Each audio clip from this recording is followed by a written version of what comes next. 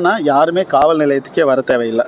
இந்த சைபர் குற்றங்களை பொறுத்த வரைக்கும் ஒன்ஸ் குற்றம் நடந்துருச்சு அப்படின்னா 1930 1930 இந்த நம்பரை வந்து இந்தியாவில் எந்த மூலையிலேருந்து வேணாலும் நீங்கள் கால் பண்ணி இம்மிடியேட்டாக உங்களோட மொபைல் ஃபோன் தொலைஞ்சிருச்சுனாலும் சரி, இல்லை உங்களை யாராச்சும் உங்கள் மொபைல் வழியாவோ இல்லை வேறு ஏதாச்சும் ஒரு இணைய குற்றங்கள் மூலமாக உங்களை ஏமாற்றிட்டாங்கன்னு சரி, நீங்கள் இம்மிடியேட்டாக அந்த நம்பருக்கு கால் பண்ணி நீங்கள் என்ன லாங்குவேஜில் பேசினாலும் அதுக்கேற்ற மாதிரி அவங்க ரெஸ்பாண்ட் பண்ணுவாங்க.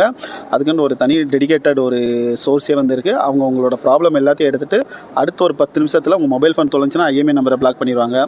உங்கள் அக்கௌண்ட்லேருந்து இன்னொரு அக்கௌண்ட்டுக்கு வந்து பணம் போயிருந்துச்சு அப்படின்னா யார் அக்கௌண்ட்டுக்கு போச்சோ அந்த அக்கௌண்ட்டவே ஃப்ரீஸ் பண்ணிடுவாங்க. இந்த 1930 இது வந்து படிக்காத மக்களுக்கு. படித்தவங்க இன்னும் கொஞ்சம் அட்வான்ஸாக பண்ணணும்னா 1930 பண்ணலாம். இல்லை சைபர் கிரைம் ரிப்போர்ட்டிங் போர்ட்டல் அப்படின்னு சொல்லி ஒரு தனி வெப்சைட்டே இருக்குது.